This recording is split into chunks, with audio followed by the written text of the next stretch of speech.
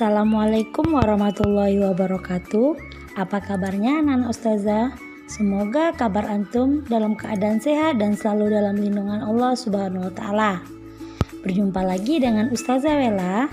Nah, pada video ini Ustazah akan menjelaskan materi prakarya kelas 7, yaitu tentang pengolahan pangan sehat dari sayuran segar. Sebelum memulai pembelajaran, alangkah baiknya kita berdoa kepada Allah Subhanahu wa taala. Bismillahirrahmanirrahim. Rabbi zidni ilman warzuqni fahman wa amalan sholihat. Amin. Oke, adapun tujuan pembelajaran kita pada materi kali ini yaitu yang pertama, siswa mampu menyebutkan pengertian dari sayuran. Tujuan yang kedua, siswa mampu menyebutkan jenis sayuran beserta karakteristiknya. Tujuan yang ketiga yaitu siswa mampu menjelaskan kandungan dan manfaat dari sayuran. Oke, untuk lebih memahami materi kali ini, silakan anak-anak Ustazah perhatikan dan simak penjelasan Ustazah pada video ini. Apa itu sayuran? Sayuran merupakan daun-daunan, tumbuh-tumbuhan, polong atau biji-bijian, dan sebagainya yang dapat dimasak. Secara botani, sayur adalah bahan makanan yang berasal dari bagian tumbuhan seperti daun, batang, dan bunga. Jadi, sayuran merupakan sumber makanan yang mengandung gizi lengkap dan sehat. Sayur berwarna hijau merupakan sumber kaya karoten. Semakin tua warna hijaunya, maka semakin banyak kandungan karotennya. Kandungan beta-karoten pada sayuran membantu memperlambat proses penuaan dini, mencegah risiko penyakit kanker, meningkatkan fungsi paru-paru, dan menurunkan komplikasi yang berkaitan dengan diabetes. Contoh sayuran yang berwarna hijau tua antara lain kangkung, daun singkong, daun katuk, daun pepaya, genjer, dan daun kelor. Di dalam sayuran juga terdapat vitamin yang bekerja sebagai antioksidan. Antioksidan dalam sayur bekerja dengan cara mengikat lalu menghancurkan radikal bebas dan mampu melindungi tubuh dari reaksi oksidatif yang menghasilkan racun. Oke, selanjutnya kita bahas tentang jenis sayuran. Ternyata sayuran banyak jenisnya.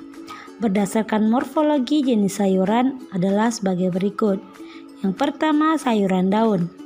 Sayuran daun merupakan sayuran berupa daun dan umumnya yang dikonsumsi adalah daun sayuran tersebut.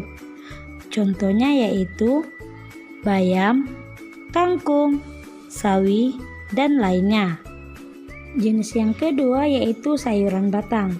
Sayuran batang adalah jenis sayuran yang batangnya dimanfaatkan. Jadi batangnya yang dikonsumsi masyarakat. Contohnya rebung dan asparagus. Jenis yang ketiga yaitu sayuran akar. Sayuran akar merupakan sayuran yang dikonsumsi berupa akar. Contohnya yaitu wortel. Sayuran akar ini biasanya tidak berbuku dan berruas. Jenis yang keempat yaitu sayuran bunga. Sayuran bunga merupakan sayuran yang dikonsumsi berupa bunga dari tanaman tersebut. Contohnya brokoli dan bunga kol. Jenis yang kelima yaitu sayuran buah. Sayuran buah merupakan sayuran berbentuk buah. Contohnya tomat dan labu siam. Jenis yang selanjutnya yaitu sayuran biji. Sayuran biji adalah sayuran berbentuk biji-bijian. Contohnya biji kacang merah. Jenis yang selanjutnya yaitu sayuran umbi batang. Sayuran umbi adalah sayuran berbentuk umbi. Sayuran umbi batang adalah batang yang tumbuh ke dalam tanah. Contohnya yaitu kentang, singkong, talas, ubi jalar, gadung, gambili, dan umbi bit. Jenis sayur yang terakhir yaitu sayuran umbi lapis. Sayuran umbi lapis adalah sayuran yang tumbuh di bawah permukaan tanah dan menghasilkan lapisan umbi tebal di atas tanah. Contohnya yaitu bawang merah, bawang putih, bawang bombay, daun bawang, dan adas. Selain itu, sayuran juga dapat dibedakan dari warnanya, yaitu yang pertama, sayuran berwarna hijau.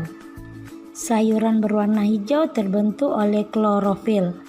Sayuran berwarna hijau kaya karotenoid yang dapat mengatasi radikal bebas, penyebab kanker, dan juga mengandung berbagai vitamin yaitu A, C, dan K yang bermanfaat bagi pembekuan darah dan pembentukan tulang. Contoh sayuran berwarna hijau antara lain yaitu bayam, kangkung, dan daun singkong. Jenis yang kedua yaitu sayuran berwarna ungu. Sayuran berwarna ungu umumnya mengandung antosianin, sejenis antioksidan yang mampu menghambat terbentuknya gumpalan dalam pembuluh darah sehingga resiko penyakit jantung dan stroke berkurang. Contoh dari sayuran berwarna ungu yaitu terong, bawang, bayam ungu, dan paprika ungu yang merupakan sayuran yang mengandung vitamin A dan kalsium yang tinggi. Selanjutnya yaitu sayuran berwarna merah. Warna merah pada sayuran menandakan bahwa sayuran tersebut mengandung flavonoid yang berfungsi sebagai anti kanker. Contoh sayuran berwarna merah yaitu kubis merah, bit, tomat, dan cabai. Jenis yang terakhir yaitu sayuran berwarna oranye atau kuning. Sayuran berwarna oranye atau kuning menunjukkan bahwa sayuran tersebut memiliki kandungan beta dan alfa. Keduanya dapat berfungsi sebagai penghambat proses penuaan sel-sel dalam tubuh. Adapun contoh dari sayuran tersebut yaitu ubi jalar, wortel, biji melinjo, dan labu kuning. Oke, selanjutnya kita bahas tentang kandungan dan manfaat sayuran. Sayuran merupakan sumber vitamin A, vitamin C, asam folat, magnesium, kalium, dan serat, serta tidak mengandung lemak dan kolesterol. Sayuran juga dikenal sebagai bahan pangan yang mempunyai banyak khasiat bagi kehidupan manusia. Sayur mempunyai fungsi yang sama dalam tubuh, yaitu sebagai penyedia vitamin dan mineral. Sayuran juga dikonsumsi untuk memberi rasa segar dan melancarkan proses menelan makanan karena biasanya sayur dihidangkan dalam bentuk kuah. Sayuran daun berwarna hijau dan sayuran berwarna jingga memiliki banyak provitamin A yang berupa beta karoten daripada sayuran tidak berwarna. Sayuran berwarna hijau juga kaya kalsium, zat besi, asam folat, dan vitamin C. Di dalam sayuran hijau dan kuning juga terdapat karotenoid, di mana bila kita hanya sedikit mengkonsumsi karotenoid, maka resiko terserang kanker paru-paru semakin tinggi. Dianjurkan sayuran yang dikonsumsi setiap hari terdiri dari campuran sayuran daun, kacang-kacangan, dan sayuran berwarna jingga. Porsi sayuran dalam bentuk tercampur yang dianjurkan sehari oleh orang dewasa yaitu sebanyak 150-200 gram. Demikianlah penjelasan Ustazah terkait materi kita pada hari ini. Semoga apa yang Ustazah jelaskan tadi anak-anak Ustazah bisa memahami dan bisa diterapkan dalam kehidupan sehari-hari. Sebelum kita akhiri, marilah kita ucapkan hamdalah. Alhamdulillahirabbil alamin. Ustazah akhiri, assalamualaikum warahmatullahi wabarakatuh. Dan sampai jumpa pada video Ustazah selanjutnya.